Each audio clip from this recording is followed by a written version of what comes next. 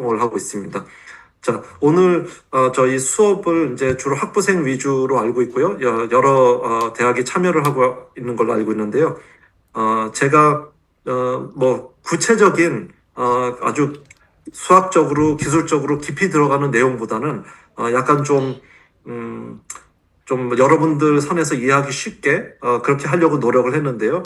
그래도 뭐 그만큼 따라오기가 쉽지 않을 수도 있으니까 그럴 경우는 질문을 따로 적으신 다음에 나중에 마지막에 질문 시간이 있는 걸로 알고 있는데요. 그때 아마 질문을 받게 되는 걸로 알고 있습니다. 자, 그러면 제가 시작을 해보겠습니다. 이게 이제 대충 아웃라인인데요. 일단 제가 간단하게 뉴욕대학교 NYU에 대해서 설명을 해드리면요. 미국의 대표적인 사립학교고요.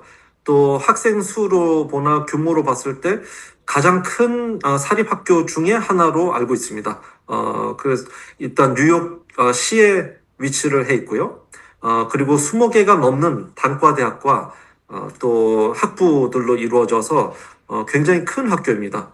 반면에 우리가 흔히 생각하는 일반적인 한국의 대학들 또 일반적인 미국의 대학들과는 달리요. 그렇게 큰 캠퍼스의 그런 경계가 확실한 학교가 아니고요.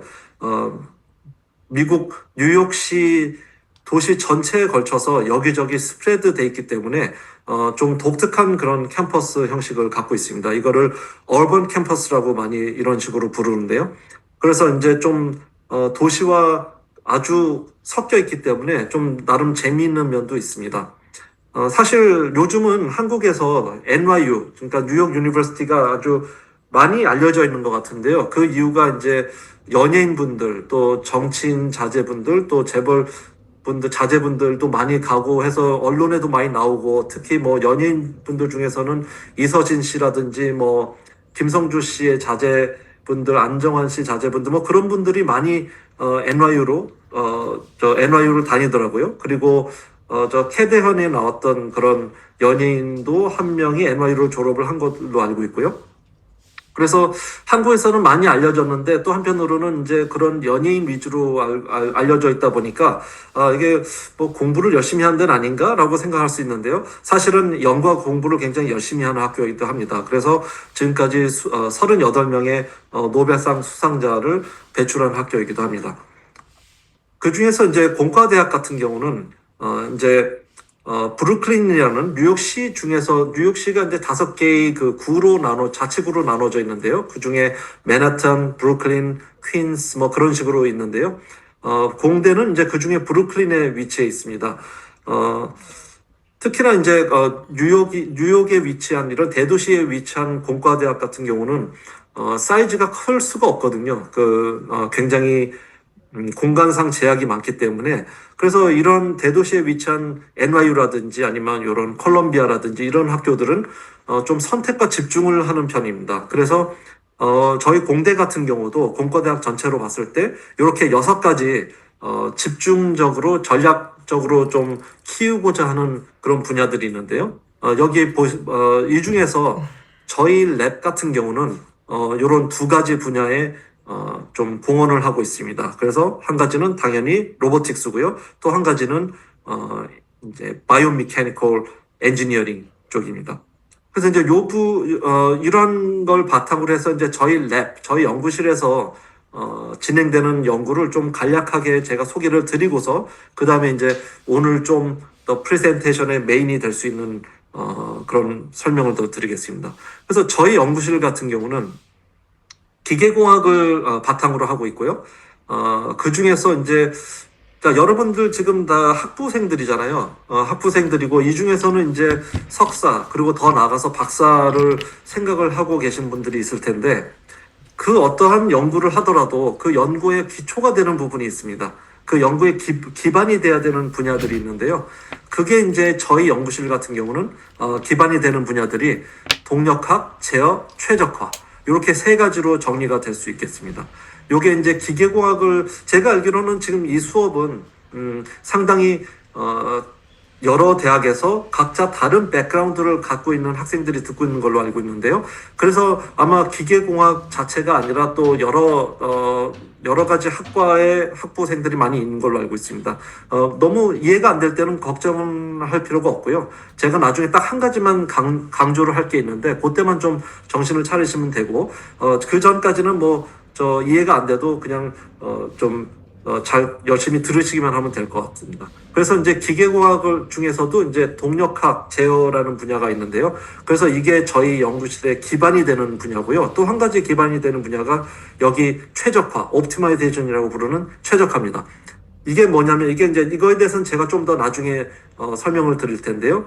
최적화라는 거는 가장 좋은 해를 여러 가지 솔루션이 존재를 할 때 그 중에서 한 가지 솔루션, 즉 해를 구해야 되는데 그걸 어떻게 하면 가장 좋은 해를 구할 수 있을까 하는 바로 그런 일종의 수학적 이론이자 기법이기도 합니다.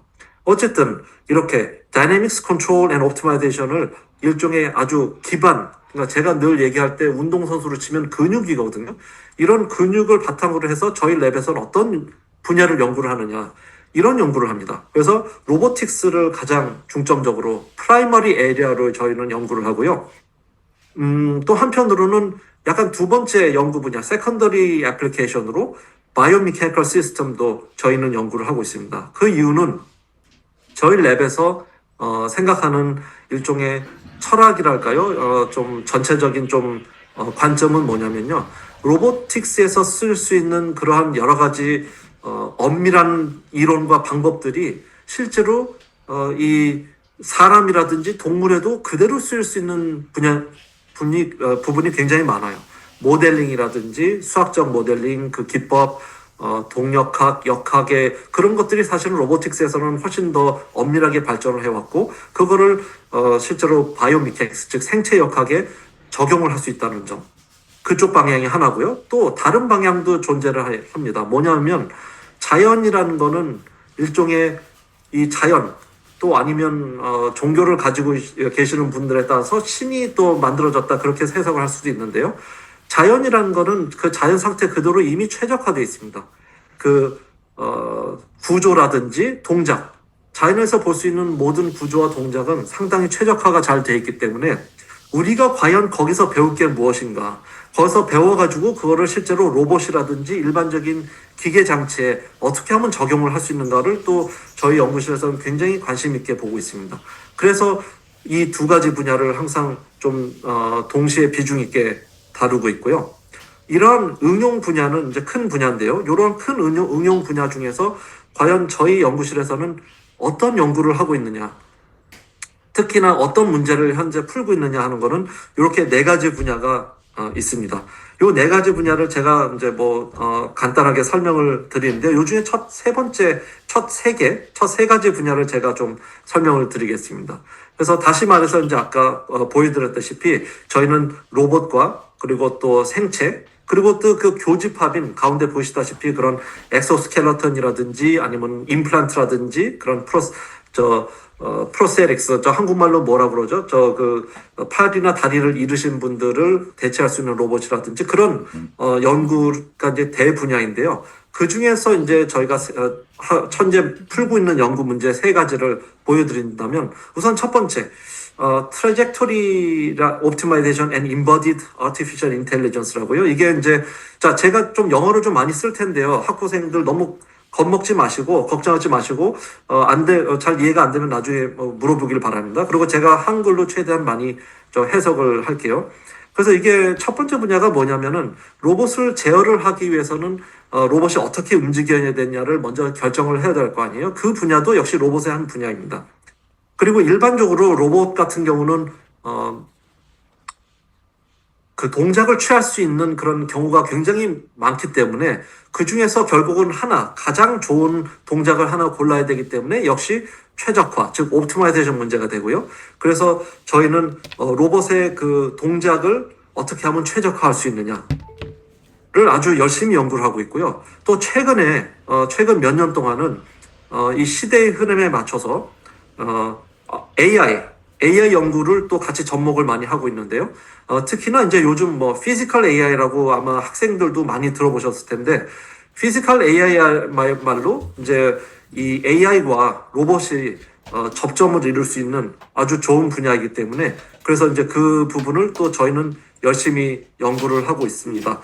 제가 지금 저 거주하고 있는 이 숙소에서 약간 저 잡음이 들리는데요. 그러면 좀 양해를 부탁드리겠습니다. 전혀 안 그다음에 들립니다. 이제 또 괜찮습니다.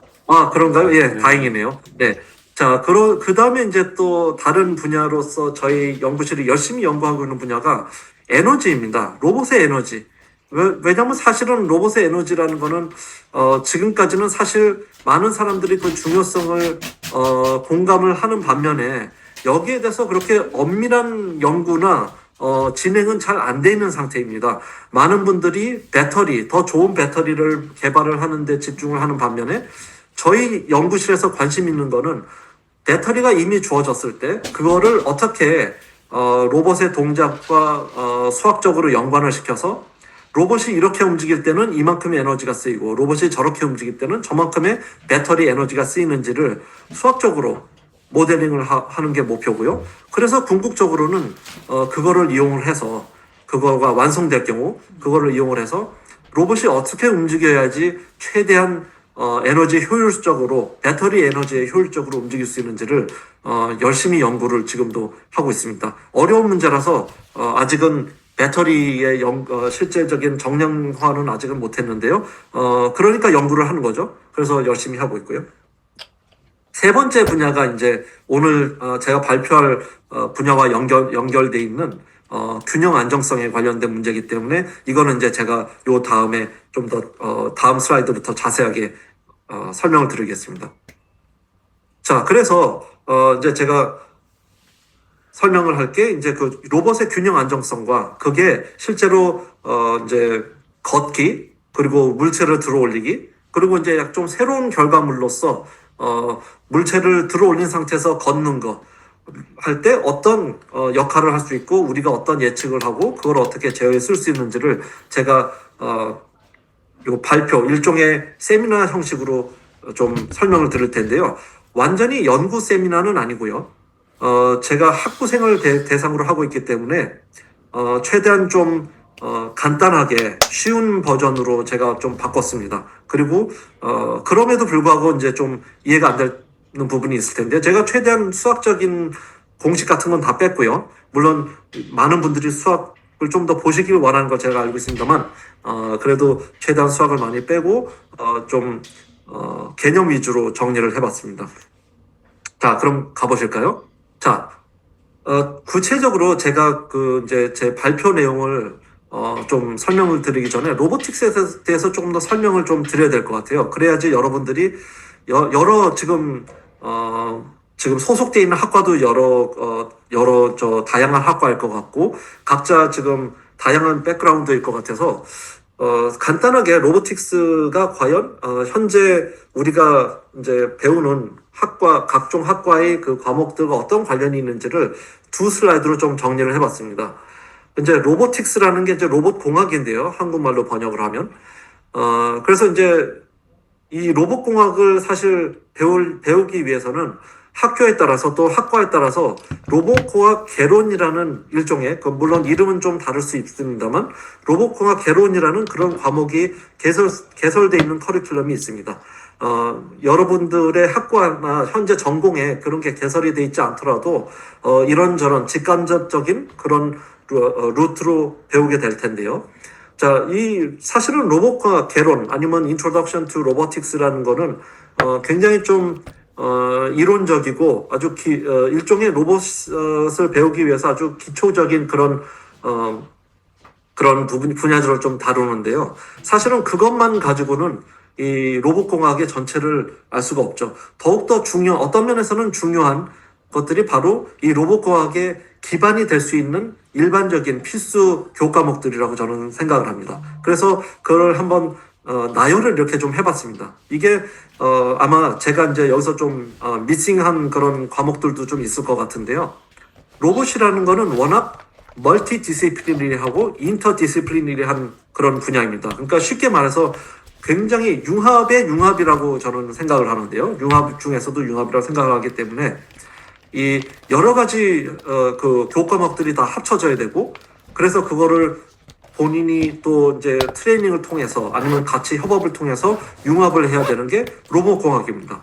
그래서 이제 교과목들을 이제 학부생 수준에서 이해할 수 있는 교과목들을 대충 나열을 이렇게 해보면요, 다이내믹스, 그러니까 이제 동력학 중요하죠. 왜냐하면 로봇이라는 게 뭡니까? 로봇이라는 거는 로봇의 정의가 이제 뭐 좀 있는데요. 몇십 년 전에 만들어진 정의인데 제가 보기에는 그건 좀 수정이 돼야 될 것 같아서 다는 말씀은 안 드리겠지만, 로봇이 정의 중에 가장 중요한 부분 중에 하나는 로봇은 움직여야 된다는 겁니다. 그냥 지능만 갖고 말만 하는 거는 로봇이 될 수 없고요. 어떻게 해서든 움직이는 부분이 있어야지 로봇이 될 수 있는 거고요. 그러려면 그 움직이는 부분의 역학을 이해를 해야지 그걸 가지고 예측도 하고 해석도 하고 제어도 할 수 있거든요. 그래서 동력학이 그래서 중요하다는 거죠. 그래서 다이내믹스. 그 다음에 그거를 제어를 해야 되니까 컨트롤도 중요하고. 자, 로봇에 있어서 또 이 최신 설계가 또 중요합니다. 설계를 하고 그걸 실제로 제작을 할 수 있어야 되기 때문에 디자인이 중요하고요. 로봇 같은 경우는 또 이 메커니즘이라고 이제 아마 학부생들 전공에 따라서 이렇게 익숙한 분들도 있고 익숙하지 않은 분들도 있겠지만, 이게 기구예요. 한국말로 얘기하면 기구인데 이 실제로 로봇을 좀 더 잘 설계를 하고 좀 새로운 그런 로봇을 만들기 위해서는 또 새로운 개념의 기구가 필요합니다. 기구라는 게 뭐 이제 예를 들면 우리가 쉽게 쉬운 예를 들면 기어 있죠? 기어도 일종의 기구고요. 뭐 cam and follow라든지 뭐 그런 것들이 이제 기구가 될 수 있어요. fabrication, 제작 당연히 중요하죠. 새로운 제작 기술도 필요하고 로봇이 발전함에 따라서 그런 여러 가지 면이 필요합니다. 반면에 이제 또 약간 전기 쪽으로 가서 로봇이 제어를 하려면 또 그게 센싱을 하고 제어를 하고 또 구동을 하려면 이 전기 신호로 보통 하잖아요. 그래서 이 회로 이론, 전기공에서 배우는 회로 이론도 기초적인 건 필요가 하고요. 또 로봇이 뭔가를 보고 움직여야 하기 때문에 컴퓨터 비전도 중요하고. 마찬가지로 자, 로봇의 역시 또 이제 몇십 년 전에 만들어진 로봇의 정의에 의하면 이 컴퓨터로 이게 구동이 돼야 돼요. 요즘 얘기하는 AI라든지 머신러닝 그런 것도 다 컴퓨터로 구동이 되는 거기 때문에 이 컴퓨터에 대한 기본적인 이해와 그 다음에 프로그래밍이 또 필요하고요. 자, 요즘 뭐 늘 많은 분들이 말씀을 하시는 AI하고 그 다음에 기계학습, 당연히 요즘은 이런 게 없으면 안 되겠죠. 그래서 그런 것도 중요하고, 또 이 로봇의 이제 인스트루멘테이션, 그러니까 일종의 계측, 그리고 메카트로닉스라는 게 뭡니까? 학부생도 혹시 아는지 모르겠네요. 요거는 메카하고 트로닉스의 이제 합성어인데요. 메카가 어떤 말의 준말일까요? 뭐 메카니컬 아니면 미케닉스 뭐 여러 말도 있지만, 제가 알기로는 역사적으로 메커니즘의 준말로 알고 있고요. 트로닉스는 여러분들이 상상할 수 있다시피 엘렉트로닉스, 즉 전자공학. 그래서 그 두 말의 합성어입니다. 그래서 당연히 로봇 같은 경우는 크게 얘기했을 때 기계, 전기전자, 그리고 컴퓨터 과학의 합성이고요. 그 외에 또 지금 여기 학부생들 중에서는 여러 전공들이 있을 수 있을 텐데, 다른 전공에서도 충분히 로봇에 기여를 할 수가 있습니다. 예를 들어서 재료나 화학공학을 전공하시는 분들, 재료를 전공하시는 분들은 로봇의 액추에이터, 즉 구동기를, 아주 새로운 개념의 구동기를 만들면서 이제 여러분들이 기여를 할 수 있고요. 아니면은 로봇에 어떻게 하면은 강하면서 로봇에 이용할 수 있을 정도의 가벼운 그런 재료를 만들 수 있느냐. 다 재료공학 분들이 해야 되는 거예요. 화학공학 같은 경우는 마찬가지죠. 배터리를 로봇에 필요한 배터리를 만드신다든지, 더 잘 좋은 걸 개발하신다든지, 아니면은 화공적인 원리로 로봇의 어떤 새로운 구동기나 센싱을 개발할 수도 있잖아요. 그렇죠? 또 건설이나 토목에 계신 분들도 마찬가지고. 그래서 사실은 여기 나열한 교과목뿐만이 아니고 여러분들 학부생들의 다양한 전공들이 다 로봇공학에 직간접적으로 기여를 할 수가 있습니다. 자, 그래서 이제 제가 좀 학부생 수준에서 이해를 할 수 있도록 이렇게 좀 정리를 해봤는데요. 구체적으로 이제 제가 오늘 제 세미나 내용을 좀 가보면요, 이게 좀 내용이 나름대로 방대합니다. 그래서 제가 시간 내로 최대한 할 수 있는 만큼은 발표를 해드리고요. 시간이 되면 제가 좀 거기서 그냥 멈추겠습니다. 그래도 이미 지금까지 여러분들이 들은 것, 제가 설명한 것만 해도 좀 어느 정도 도움이 됐을 거라고 저는 생각을 합니다. 자, 먼저 제가 좀 설명을 해드려야 되는 게 균형 안정성에 대해서 좀 얘기를 해보죠. 자, 로봇 같은 경우, 특히나 이제 다리가 달린 레그드 로봇, 다리가 달린 로봇 같은 경우는 여러 장점이 많은 반면에 넘어지기 쉽다는 단점이 있거든요. 그래서 저희가 풀고 있는, 저희 연구실에서 풀고 있는 그 연구 문제를 이렇게 한 슬라이드로 정리를 해봤습니다. 연구 문제, 즉 문제를 좀 제가 잘 정리를 해봤는데요. 어떤 문제를 정리를 하기 위해서는, 자, 여러분들 뭐 중간고사, 지금 중간고사가 이제 끝날 때가 됐나? 거의 뭐 그렇죠. 그 다음에 뭐 기말고사도 있을 거고, 곧 기말고사네요. 자, 여러분들이 푸는 그런 문제, 중간고사나 기말고사 문제 같은 경우 보면은 문제를 풀려면은 어떤 조건이 주어져야 되잖아요. 그렇죠? 마찬가지로 연구에서도 마찬가지거든요. 어떤 조건이 주어져야지 그 조건 내에서 문제를 풀 수가 있습니다. 그리고 그 조건들은 결국은 연구자들 본인들이 만들어내는 거고요. 저희가 지금 제가 지금 발표드리는 이 연구 문제의 조건은 이렇게 다음과 같습니다. 시스템이 주어져야 되고, 디자이드 컨택이 주어져야 되고, 스테이트가 주어져야 돼요. 자, 여기서 시스템이라는 거는 어렵게 생각할 거 없고, 로봇 같은 경우는 일종의 설계, 로봇의 설계와 로봇의 그 물성이 주어져야 된다. 특성이 주어져야 된다는 거죠. 디자이드 컨택, 즉 요구가 되는 접촉, 요구가 되는 컨택이 또 주어져야 되는데 요거는 제가 요 다음에 설명을 드리겠습니다. 자, 스테이트라는 게 또 주어져야 되는데요. 스테이트라는 거는 한국말로 하면은 이제 상태인데 아마 여기 계시는 학부생들 중에서 어떤 분들은 알고 있을 테지만 거의 대부분은 아마 교과목에서 배웠음에도 불구하고 기억을 못하는 경우가 많을 거예요. 스테이트라는 거는 그 분야에 따라서 여러 가지로 정의가 될 수 있는데요. 여기서 상태 함수 아니면 상태 변수, state variable이라는 거는 우리가 동력학 및 제어 아니면 로보틱스에서는 흔히 position and velocity로 생각을 하면 됩니다. 즉 위치와 속도 이 두 가지를 이제 흔히 state라고 로보틱스에서는 부르면 되는 거고요. 이러한 것들이 주어졌을 때, 자, 저희 연구 문제가 답하고 싶은 거는 이거예요. 현재 이 로봇이 우리가 사진을 찍었을 때 어떤 로봇이 움직였을 때 사진을 찍었다고 칩시다. 그 현재 순간, 사진을 찍었다는 거는 현재 순간을 캡처했다는 거잖아요. 그 현재 순간을 잡았을 때 그 로봇이 현재 균형이 잘 잡혀 있냐 아니면 현재 넘어지고 있느냐 그거예요. 그게 저희 문제, 제가 답하고 싶은 문제입니다. 이거는 여러분들도 이해하기가 쉽죠? 그죠? 그래서 현재 여러분들이 균형이 잘 잡혀 있는 상태인지 아니면 여러분들이 현재 넘어지고 있는 상태인지 그거를 이제 대답을 하고 싶은 거예요. 자, 그러기 위해서 저희 연구실에서 쓴 방법은 뭐냐면 state space partition이라고 합니다. 자, 역시 좀 어렵게 들리는데요. 사실은 어려운 게 아닌 게 state라는 게 뭐예요? 앞에서 얘기했던 위치하고 속도, 즉 position and velocity이고요. 스페이스라는 게 뭘까요? 스페이스라는 거는 우주가 아니고요. 공간. 그 중에서도 혹시 몇몇 분들은 기억할지 모르겠는데 저 학부 때 수학에서 배웠을지 모르겠지만 벡터 배웠죠? 벡터 배울 때 이제 벡터 공간이라는 걸 혹시 기억을 할지 모르겠어요?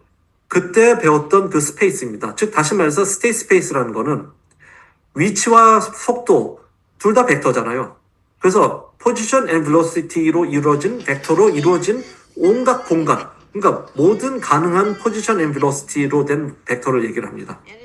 파티션이라는 거는 이것 역시 얼핏 어렵게 들릴지도 모르는데요. 왜냐하면 약간 수학적인 용어니까. 근데 쉽게 말해서 여러분들이 이해하기로는 나눈다고 그런 생각을 하면 됩니다. 파티션이라는 거는 나눈다는 얘기예요. 그래서 이게 뭐냐면은 저희 연구실에서 지금 풀고 있는 제가 설명드리고 있는 연구는 이 포지션 앤 벨로시티로 된 벡터 공간을 나눈 거예요. 그래서 이쪽 부분은 균형이 잘 잡혀 있는 위치와 속도이고 저쪽 부분은 이미 넘어지고 있는 위치와 속도다. 그런 거죠. 그래서 이거에 대한 자세한 거를 제가 이 다음 슬라이드부터 보여줄 건데요. 그걸 보여주고 나서 이제 사실 재밌는 부분들이 이제는 결과들이죠. 그래서 결과를 제가 좀 푸시 리커버리, 즉 로봇이 밀었을 때 어느 정도 균형을 잡을 수 있는지를 알아보는 테스트인데요. 요거 그리고 보행, 그리고 물체를 들어올리기 등등 시간이 되는 만큼 제가 보여드리겠습니다. 자, 아마 여러분들 지금 오늘 금요일이고, 아직 점심 전이긴 합니다만, 지루해 하는 분들도 있을지도 모르겠는데, 그래서 제가 사실은 결과를 먼저 가지고 왔어요. 그래서 사실 요 세 가지 결과만 알고 있어도, 오늘 제 세미나에 대한 그런 결과를 좀 많이, 이해를 하는 건데요. 우선 첫 번째, 결과는 이겁니다. 일종의 결론이죠. 결과라기보다는. 자, 제가 생각하는 균형 안정성은 보행뿐만이 아니고 비보행인 일반적인 작업에도 해당이 되는 적용이 될 수 있는 그런 균형 안정성 모델이라는 거가 첫 번째고요. 두 번째는 제가 여기서는 이제 좀 구체적인 설명은 이번 세미나에서는 생략을 했습니다만 전신 모델을 써야지 실제로 이거를 이해를 할 수 있다.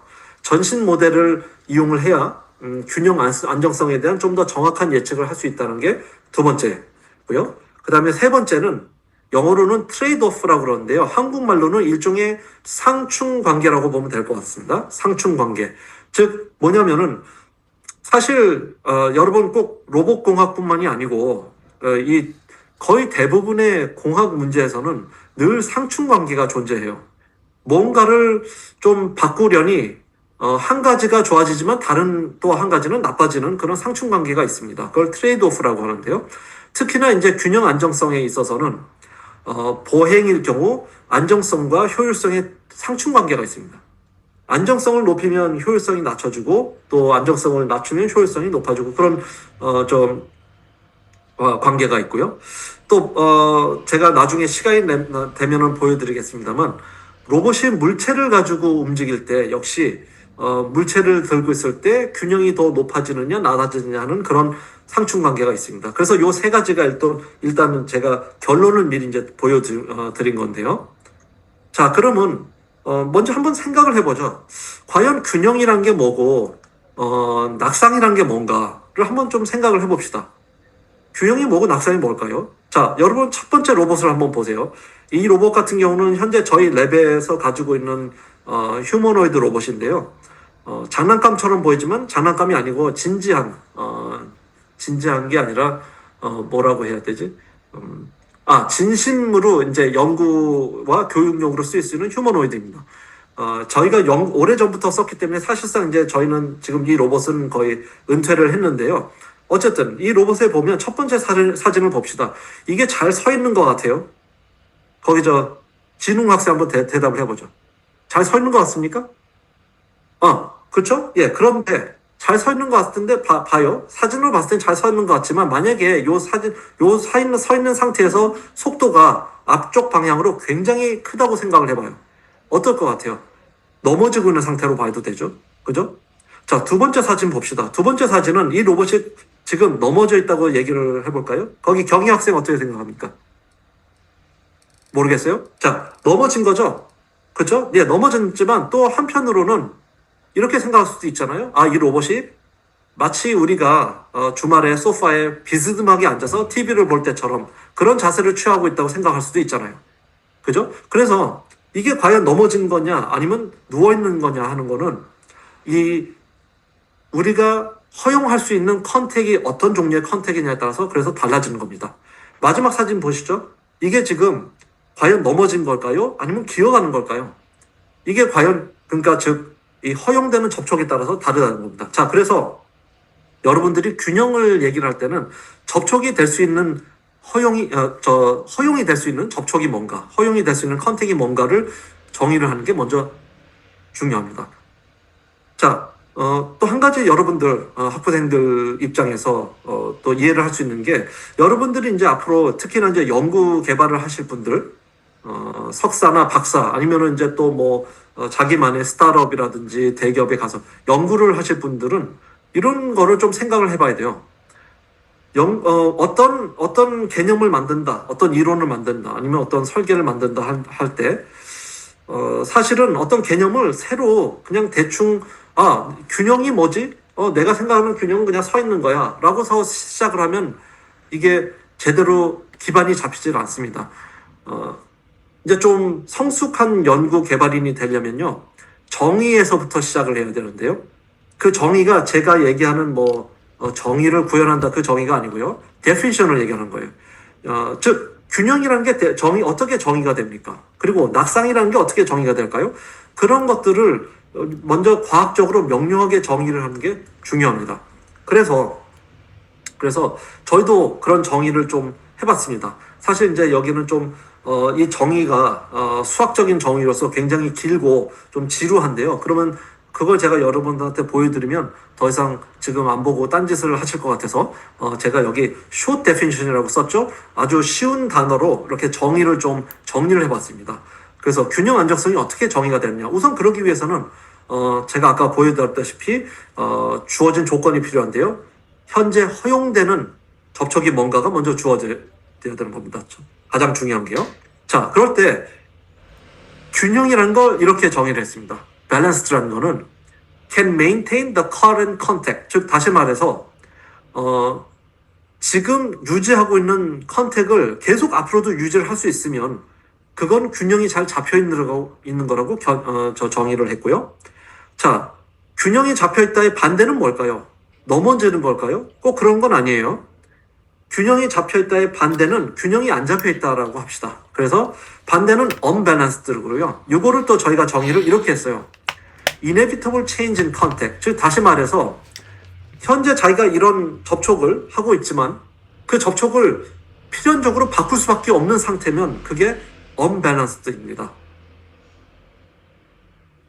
이게 이제 균형을 잃는다 그렇게 보면 되는데요. 자, 혹시 여러분들이 좀 어렵게 생각하실 수 있을 것 같아서 제가 이 개념을 잘 설명을 하려면 어떤 게 가장 좋을까 생각을 해봤더니 한국에서 이제 저도 어렸을 때 이제 가끔씩 했지만 이 손바닥 밀치기 게임 아세요? 그거가 생각이 나더라고요. 그게 아주 전형적으로 맞습니다, 교수님. 네. 그게 전형적으로 이 균형과 비균형, 불균형의 차이를 말해주는 그런 게임인데요. 그래서 이제 제가 뭐 미국이나 다른 외국에서 이런 개념을 설명을 해주기 위해서 유튜브에서 어떤 이런 게임이 있나 하고 아무리 찾아봐도 이게 한국어로 된 게임밖에 없더라고요. 그래서 제가 다른 나라 가서도 세미나를 할 때는 바로 요 비디오를 유튜브에서 찾은 걸 보여드리는데요. 바로 이 게임입니다. 아시죠?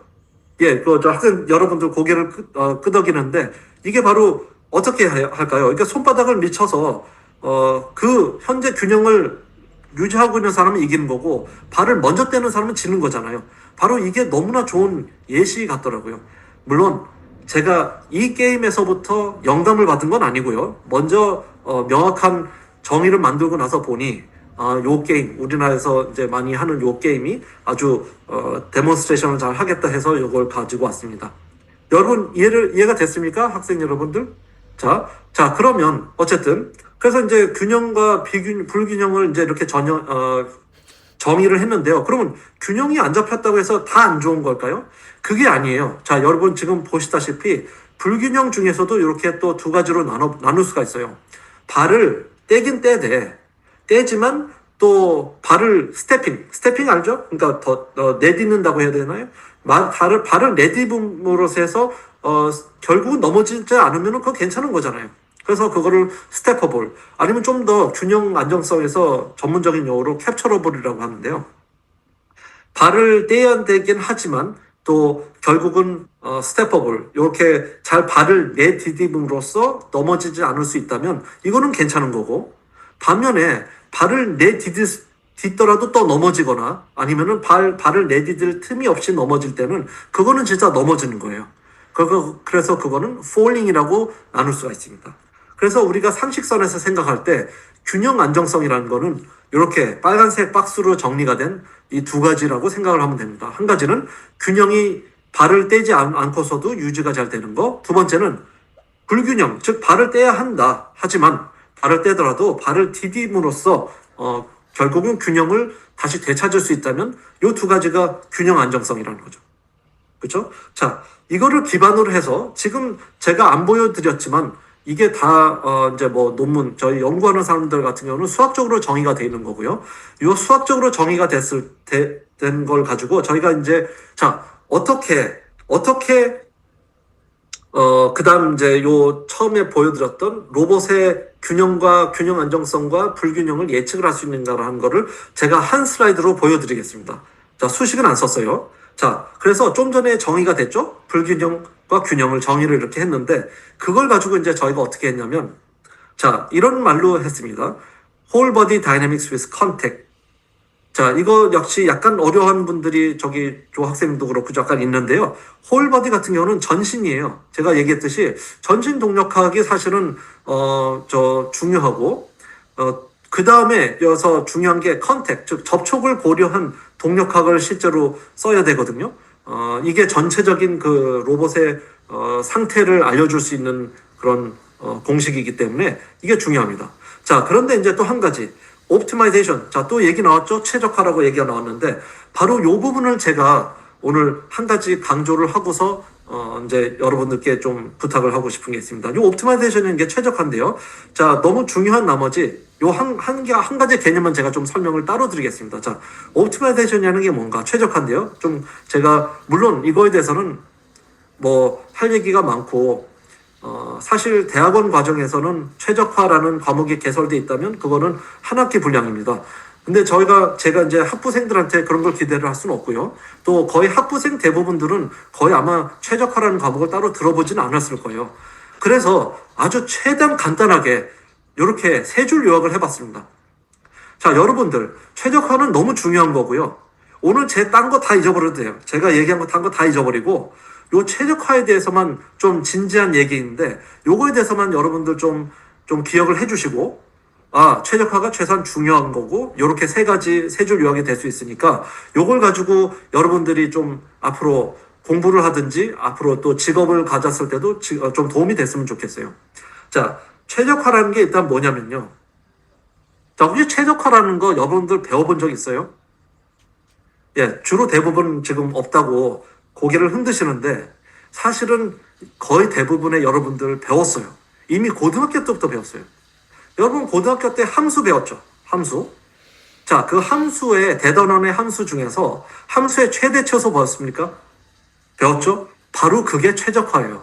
여러분들 이미 최적화 배웠습니다. 고등학교 때부터. 어떻게 배웠어요? 최대치수 할 때 어떻게 했습니까? 어떤 함수가 주어졌다. 그리고 어떤 구간이 주어졌다. 자, 그거의 최대값을 구하시오. 그럼 어떻게 합니까? 그 함수를 미분하죠? 그래서 미분해서 0으로 놓죠. 그래서 그 해를 구하잖아요? 자, 그 해가 한 가지가 아닐 경우, 뭐 여러 가지 해가 있으면 그게 다, 맞는 해일까요? 최대 해일까요? 아니죠. 그 중에서 실제로 함수에 대입해봐서 최대 최소를 구해야 되고, 그죠? 그걸로 끝나는 거 아니에요. 늘 여러분도 실수하는 거 있죠. 고등학교 때.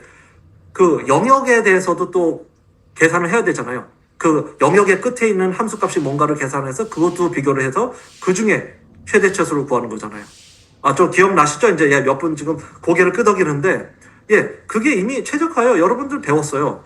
물론 실제적으로 공학에서 쓰이는 최적화는 훨씬 그보다 복잡하기 때문에 이론도 많고 또 방법도 많고 그렇지만 그게 결국은 개념입니다. 그래서 최적화라는 게 뭐냐면 이거예요. 쉽게 말해서 우리가 공학 문제나 자연과학 문제는 거의 대부분 한 가지 해만 존재를 하는 게 아니고 여러 가지 해가 존재를 해요. 동시에. 어쩔 때는 무한한 해가 존재합니다. 그러면 거의 대부분 여러분들이 공학 문제를 풀 때 당면해야 되는 문제가 뭐냐면 그 중에 하나를 골라야 돼요. 예를 들어서 설계를 할 때 이런 설계도 자동차를 굴러가게 할 수 있고 저런 설계도 자동차를 굴러가게 할 수 있는데 그러면 그 중에서 어떤 설계를 구해야 되지? 어떤 설계를 내가 채택을 해서 내 상사한테 여기 설계 있습니다 하고 보여줘야 되지? 그런 문제를 거의 대부분 직면할 거예요. 그럴 때 그 여러 가지 해 중에서 하나를 고르는 게 바로 최적화입니다. 그런데 그 하나를 고를 때 아무 해나 고를 거예요? 주사위 불러서 요 해 그냥 이렇게 해보자 그렇게 할 건가요? 동전 덩지를 할 건가요? 그럴 수 없죠. 공학적으로는 가장 좋은 해를 구해야 되는 거예요. 여러분 따라오고 있어요, 학부생들? 요것만 좀 저한테 좀 잘 들어주시고 나머지는 자도 돼요. 자, 그 가장 좋은 해라는 게 뭘까요? 가장 좋은 해라는 게 바로 수학적으로 최대 최소를 얘기하는 거예요. 그러려면 그 최대 최소를 구하려면 뭐를 최대화해야 할까요? 아니면 뭐를 최소화해야 할까요? 그것도 여러분들이 골라야 돼요. 그 함수, 최대를 할 함수 아니면 최소화 함수를 그것도 여러분들이 골라야 되고 그거는 공학자로서 그거를 잘 결정을 해야 됩니다. 자, 바로 그래서 이제 이렇게 결정이 되는 거예요. 옵티마이제이션 포뮬레이션이라고 지금 여기 슬라이드에 보이죠? 최적화를 어떻게 하면 수식으로 나타낼 수 있느냐. 이 문제는 이렇게 세 줄로 요약이 돼요. 찾아라. 뭘 찾느냐? 이 변수를 찾으라는 거예요. x라는 변수. 이제 x가 지금 여기 저 두꺼운 그 글자로 돼 있잖아요. 그래서 이게 한 변수가 아니고 여러 가지 변수예요. 변수를 여러분들이 공학자로서 구해야 되는데 어떤 변수를 구하느냐? 바로 이 objective function, 즉 우리가 최대화 아니면 최소화하려는 그 함수를 결정하는 그런 변수를 정해야 합니다. 그게 지금 최대화 문제고요. 최대 최소 문제고요. 그런데 일반적으로 거의 대부분의 공학 자연과학 문제에서는 그것만으로 끝나는 게 아니고 부속 조건들이 있어요. 그거를 constraint라고 부르는데요. 부속 조건이 예를 들어서 수식적으로 이렇게 equality, 등식 아니면 부등식으로 나타날 수가 있습니다. 그래서 이거를 푸는 거는 늘 여러분들이 당면해야 되는 문제예요. 꼭 로봇공학이 아니더라도. 그리고 제가 이따가 설명을 드릴 시간이 없을 가능성이 많은데 이러한 최적화 문제는 고전적인 문제일 뿐만 아니고요. 요즘 AI 아주 중요하죠. 앞으로도 AI가 중요할 건데 이 AI 문제도 결국은 최적화 문제로 최종적으로는 정리가 됩니다. 그래서 여러분들이 최적화를 잘 알아야 돼요. 그러니까 고전적인 최적 설계, 최적 제어뿐만이 아니고 AI, 요즘 얘기하는 AI, 앞으로 계속 개발되고 발전될 AI에 대해서도 여러분들이 요 최적화를 잘 알아야지 이해를 좀 더 잘 할 수가 있습니다. 자, 어쨌든 그래서 요 최적화가 그래서 중요한 거고요. 이 제가 설명드리는 문제에서 왜 최적화가 중요하냐면 결국은 어떤 퍼터베이션, 이 로봇의 COM이 이제 센터 오브 매스, 질량 중심인데요. 로봇 중심을 우리가 퍼터베이션, 뭐라 그러죠? 어쨌든 방해, 밀었을 때, 로봇의 퍼터베이션을 줬을 때, 얼마만큼 퍼터베이션까지 버틸 수 있느냐. 즉, 최대 퍼터베이션을 계산을 하는 게 저희가 한 연구입니다. 그래서 결론적으로는 이런 그림이 그려져요. 로봇이 있을 때, 저희는 어떤 이런 구름을 계산을 합니다. 이 구름이라는 게 이게 파란색으로 보이시죠? 그래서 요 구름을 계산을 하는데 구름이라는 게 뭐냐면 구름이 한 점 하나하나가 요 위치와 속도로 속도로 구성된 점이에요. 그래서 현재 위치와 속도가 요 구름 안에 있으면 잘 균형이 유지가 돼 있는 거고 그 구름 밖에 있으면 균형이 잃거나 아니면은 아예 넘어질 것까지 되는 거다. 바로 그거를 저희가 계산을 하는 거죠. 자, 쉽게 얘기를 해서 이제 좀 더 구체적으로 뭐 이런 식으로 모델링을 했다. 특히나 이제 구동기의 최대 그 능력이 뭐고 로봇이 어떻게 구속 조건을 어떻게 주고 하는 이런 것들이 있는데요. 요 슬라이드는 이제 제가 그냥 넘어가고요. 실제로 이거를 이제 결과적으로 어떻게 썼느냐 하는 거를 제가 보여주겠습니다. 그래서 자, 이거를 보세요. 뭐 옆에 왼쪽에 복잡한 그 제어 그 스트럭처는 볼 필요가 없고 오른쪽을 보시면 이 파란색 바운더리가 보이나요? 예, 파란색 바운더리가 바로 저희가 최적화를 해서 얻은 바운더리예요. 이게 뭐냐면 로봇의 현재 속도와 위치가 요 파란색 바운더리 안에 있으면 보시다시피 시뮬레이션에서 보시다시피 균형을 잘 잡을 수가 있고요.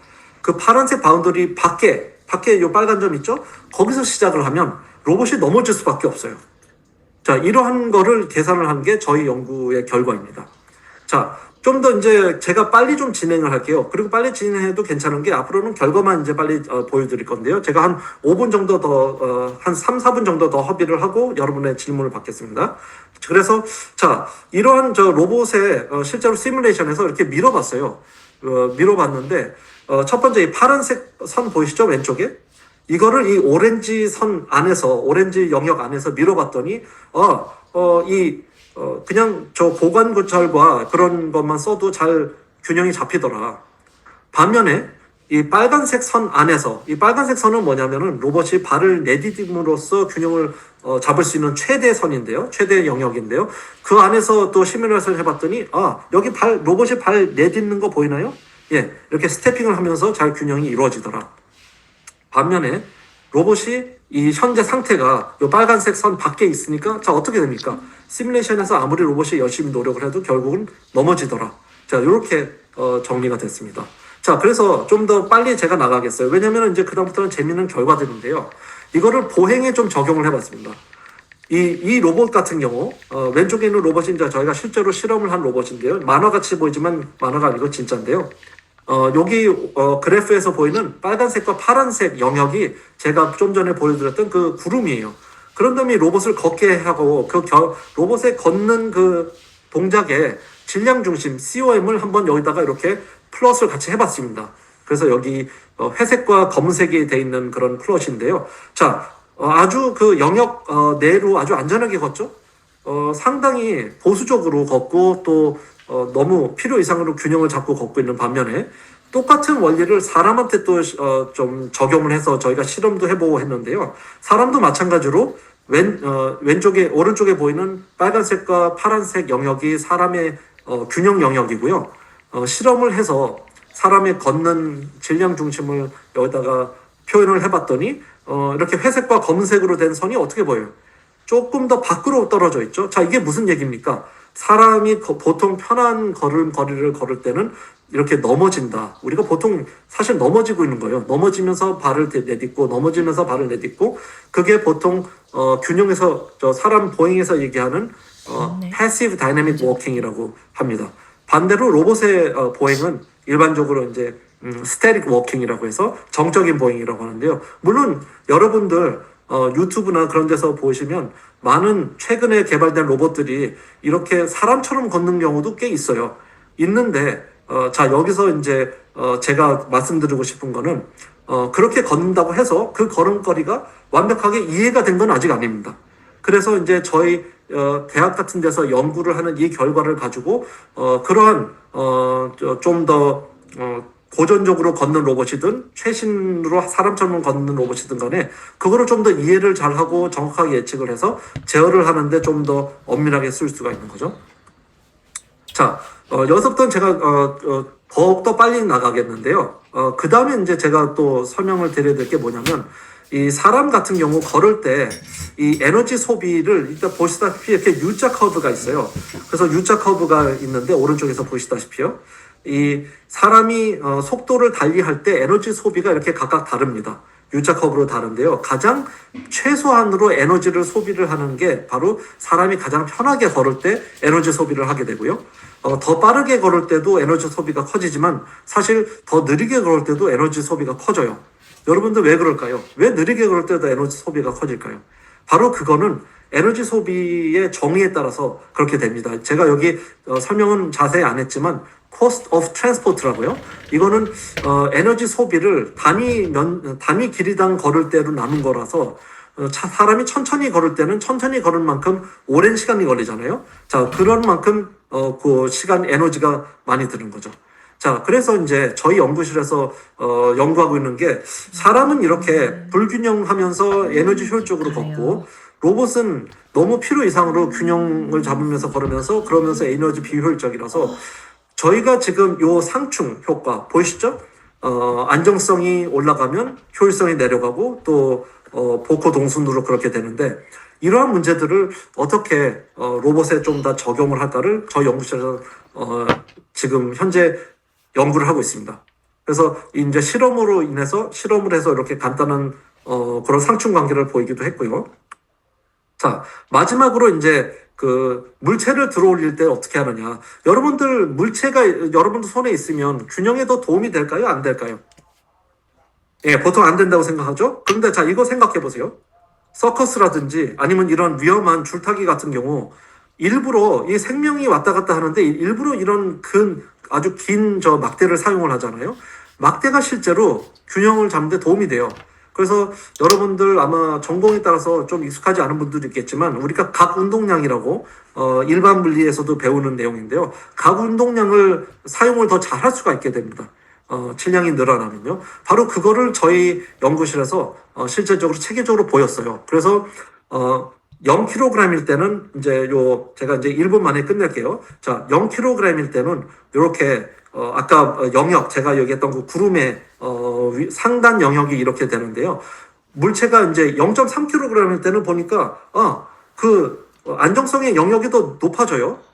더 안정적이라는 거죠. 0.6kg 그럴 때는 더 균형이 좋아지고 이런 식으로 쭉쭉 올라갑니다. 그래서 1.2kg 들 때는 아주 제일 균형이 잘 잡혀 있는 상태고요. 반대로 그보다 더 무거울 때, 즉 1.5kg으로 이 로봇에 주어진 물체 무게를 늘어보니까 더 줄었다. 즉 다시 말해서 오른쪽에다 보이는 이 U 커브 있죠. 거꾸로 된 U 커브. 거꾸로 된 U 커브처럼 물체의 무게가 어느 정도 올라갈 때까지는 실제로 균형에 도움이 되고 너무 무거우면 당연히 도움이 안 되더라 하는 거를 제가 보였고요. 이거를 실제로 제어에도 써서 적용을 해봤습니다. 그래서 이렇게 이런 제가 얘기했던 그 영역을 썼을 때와 안 썼을 때의 그 차이점 한 가지는 넘어지고 한 가지는 넘어지지 않고 그런 걸 보였고요. 자, 그 다음에 이제 이거는 좀 더 역시 약간 최신 이거는 한재광 교수님의 로봇을 이용을 해서 그 시뮬레이션을 이용해서 작년에 저희가 새로 얻었던 결과인데요. 지금 물체를 들어올릴 때 여러분들 로봇이 보시다시피 가벼운 물체를 들어올릴 때는 쉽게 들어올리고 좀 무거운 물체를 들어올 때는 좀 고생하지만 들어올릴 수 있는데 예를 들어서 100kg을 들어올릴 때는 로봇이 들어올리다가 말잖아요. 그죠? 근데 1000kg 들어올 때는 어떤가요? 보시다시피 거의 포기하고 완전히 로봇도 자빠집니다. 자, 마찬가지로 로봇이 어떤 물체를 들고 걸을 때를 생각해 보죠. 0kg이나 3kg, 그리고 6.4kg까지는 힘들게나마 잘 걸을 수가 있는데, 이 7kg까지 하니까, 이미 로봇이 들을 수 있는 그걸 넘어섰어요. 넘어지죠? 자, 그래서, 여기까지고요. 제가 이제 한 2주 전에 저희 연구실에서 또 열심히 연구를 하고 있는데 광학습이에요. 요게 이제 한 슬라이드만 남았는데요. 광학습을 써서 이렇게 로봇이 실제로 물체를 들고 걸을 때 제가 아까 처음에 보여드렸던 저희 연구실에 있는 OP3라는 로봇을 가지고 물체를 들고 걸을 때 과연 균형이 어느 정도 도움이 되거나 방해가 되느냐 했는데요. 바로 왼쪽에 보이는 이런 그래프처럼 역시 거꾸로 된 U 커브를 강화학습으로 저희가 알 수 있었습니다. 자, 학부생 여러분 강학습이 뭔지 잘 모르시는 분도 있을 텐데 뭐 AI의 한 분야라고 생각하면 돼요. 그걸 가지고 역시 강화학습으로 저희가 보인 게 물체를 들고 걸을 때도 안정성과 효율성에 상충작용이 있더라 하는 걸 제가 볼 수 있었습니다. 자, 그래서 제 발표는 여기까지고요.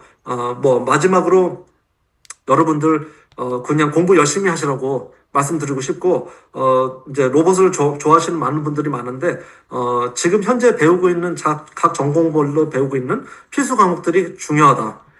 그래서 필수 과목 할 때도 열심히 하시고 그걸로 가지고 로봇으로 응용을 하실 그럴 계획을 하시면 아주 좋을 것 같습니다. 제 강연은 여기까지고요. 저 시간을 좀 끌었는데요. 죄송합니다. 좀 질문은 있으면 받겠습니다. 네, 잘 들었습니다. 좋았습니다. 테크니컬하게 좀 깊이 안 들어가려고 막 애쓰시는 거를 보고, 예. 근데 또 깊이 들어가면 설명이 쉬운데, 그쵸? 아이고, 예, 영광이었습니다. 그런 면이 있는데요. 예. 영광이. 그래도 어떻게든 그 학부생 영역에서 설명해 주실 수 있는 분들이 그렇게 많지는 않은데, 해주셔서 성공을 했습니다. 감사합니다. 감사합니다. 네. 자, 질문 부탁드려요. 질문 해주시면 채팅창에 질문해 주시면 교수님께서 대답을 해주실 것 같아요. 질문에 텍스트 쓰는 동안 제가 먼저 좀 질문을 드리자면 교수님 그건 참 인상적이에요. 아무리 봐도 그 인간과 비교한 거. 그래서 인간은 저 구름 안에 있는 거 아니다. 그래서 인간은 계속 넘어지는 거를 반복하고 있다. 이걸 증명해내고 계시잖아요. 야, 네. 저거는 진짜 새로운 시각이겠다. 그냥 삶에 있어서도 그런 생각이 듭니다. 우리가 걷는 게 중력을 이용해서 계속 넘어지는 거를 하고 있는 거구나. 중력을 이용하는 거구나. 그래서 효율이 되게 좋구나. 뭐 이런 생각까지 연결이 되는 것 같아요. 자, 네, 맞습니다. 네네. 그렇다면은 실제로 우리가 로봇을 움직일 때 잘 움직이려면 로봇도 그렇게 넘어져야 되는 걸까요? 인간도 넘어지듯이 로봇. 넘어지는 것 자체가 목적이라기보다는 네. 사람이 걸을 때 넘어지는 이유는 그래야지 이제 중력을 사용을 할 수가 있으니까 중력에 최대한 맡기면서 그래야지 우리가 구동에 쓸 수 있는 구동을 좀 줄일 수가 있기 때문에요. 결국은 거기에 초점을 맞춰서 로봇도 그렇게 설계 및 제어가 돼야 된다고 저는 생각합니다. 아, 그렇구나. 네네. 그, 결국에는 그, 옵티마이제이션을 어떻게 잘 이용할 거냐. 뭐, 이런 얘기로 수렴이 되겠네요. 질문이 좀 들어오고 있습니다. 예, 사실 어, 질문이 제가 어, 채팅창에 굉장히 몇 개 좀 있는데요. 네네네. 옛날 거부터 찾아봐야 되니까 좀 복잡하네요. 그래서, 제가 선택하겠습니다. 예. 저기, 달리기는 어떤가라는 얘기를 지금 하고 있어요. 예, 구름 안에서 움직이진 않을 것 같은데, 달리기가. 예, 맞습니다. 그러면은, 예. 그럼 안정성은 다 망가지는 건가요? 그거 너무 좋은 질문인데요. 어떤 학생분이죠? 동문 학생. 네. 아주 좋은 질문이신데요. 달리기는 균형 안정성에 대한 정의부터 사실 다릅니다. 그래서 음, 달리기나 뛰기, 호핑이라고 하죠. 그래서 아니면 점핑, 그런 것들은 균형 안정성의 정의부터 다르기 때문에 그거는 저희가 또 다른 논문에서 새롭게 정의를 해서 그거에 대한 또 결과도 또 좀 있습니다. 제가 너무 많아서 오늘은 포함을 안 했는데요. 쉽게 얘기해서 달리기 같은 경우는 중요한 게 공중에 떴을 때 팔과 다리를 어떻게 이용을 해서 자기의 저 몸의 위치 아니면 방향을 어떻게 잘 조절을 하느냐. 그래서 떨어질 때 음, 발부터 떨어져야지 머리나 등부터 떨어지면 안 되잖아요. 네. 여러분들 올림픽 기억하시죠? 올림픽에서 멀리 뛰기 보세요. 멀리 뛰는 동안 음, 선수들이 공중에 나는 동안 어떻게 합니까? 그렇죠. 다리를 막 구르잖아요. 공중에서. 음, 다리를 막 구르는 게 가운동량을 이용해서 최대한 발을 멀리 그리고 머리는 위로 해가지고 발을 최대한 멀리 그리고 나머지 몸 부분은 땅이 안 닿도록 하기 위해서 하는 거거든요. 그래서 저희가 협업을 통해서 그러한 점핑, 뛸 수 있는 로봇이 있는데요. 작은 로봇이 있는데 그 로봇을 가지고 저희가 비슷한 방향으로 대신 전혀 다른 균형의 정의를 이용해서 보인 적이 있습니다. 아주 재밌는 네. 질문을 해주셨어요. 네네. 정의가 아예 다르고, 그러면 이제 옵티마이제이션 하는 것도 완전히 다를 거고, 그러니까 이제 네, 다른 영역이네요. 다른 영역. 네, 네, 그렇습니다. 예. 그렇구나. 그리고 이 친구는 이제 달리다가 갑자기 걸으려고 딱 섰다가 넘어졌나 봐요. 아, 음, 아무튼 그런 경험이 있나 봅니다. 자, 그 사족보행에 대한 얘기도 들었어요. 이족보행하고 비교했을 때, 그러면 이제 안정성 측면도 그렇고, 제어 측면도 그렇고, 고려해야 될 부분이 더 적은 건가요? 제가 생각하기에는 사족 보행은 안정성 면에서는 일단 뭐 당연히 다리가 많으니까 좀 더 괜찮을 것 같은데요. 우선 제가 오늘 보여드린 이런 영역을 계산하는 그런 방법이 그대로 적용이 될 수 있습니다. 음, 반면에 제가 생각하기에는 사족 보행 같은 경우는 그만큼 에너지 효율이 좀 떨어지지 않을까. 사람이 네. 걷는 거는 이제 넘어지면서 걷는 거지만 사족 보행은 그런 경우가 없기 때문에 아마 음, 제가 아까 보여드렸던 cost of transport 그게 이제 이동하는 물체의 에너지 효율을 나타낼 수 있는 범용적인 그런 용어인데요. 그거를 비교를 해봤을 때 사족 보행은 좀 더 떨어진 걸로 저는 알고 있습니다. 그렇군요. 알겠습니다.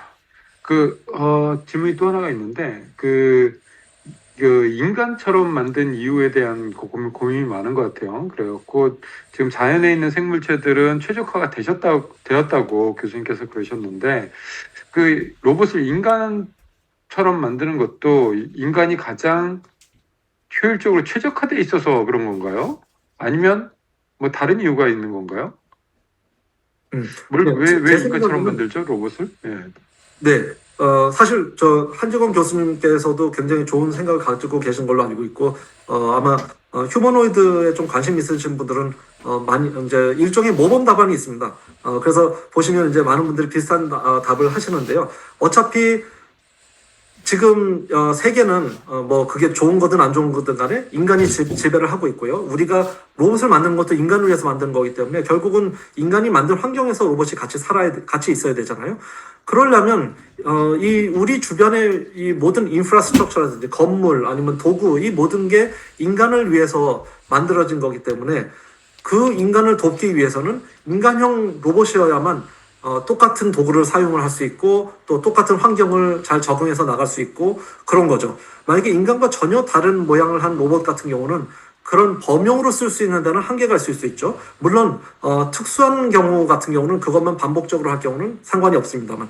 그래서 그런 인간의 모습을 모방한다는 면에서는 그런 면에서 좀 필요가 있는 부분도 있을 겁니다. 저는 당연히 뭐 많은 분들이 그렇게 생각하시겠지만 인간형 로봇만이 해답은 아닌데요. 이제 인간형 로봇이 할 수 있는 게 상당히 많다. 그거를 저는 말씀을 드리고 싶습니다. 그렇군요. 다른 이유가 더 많았네요. 근데 그럼에도 불구하고 인간형 로봇을 이제 균형 있게 또는 여기서 말하는 밸런스는 이제 교수님의 밸런스 정의 그렇게 하는 것이 또 굉장히 중요하잖아요. 그러니까 그 밸런스에 대한 얘기는 모든 로봇에게도 중요하지만 인간형 로봇에게도 또 특히 중요하겠네요. 우리 인간이랑 같이 살아야 되니까.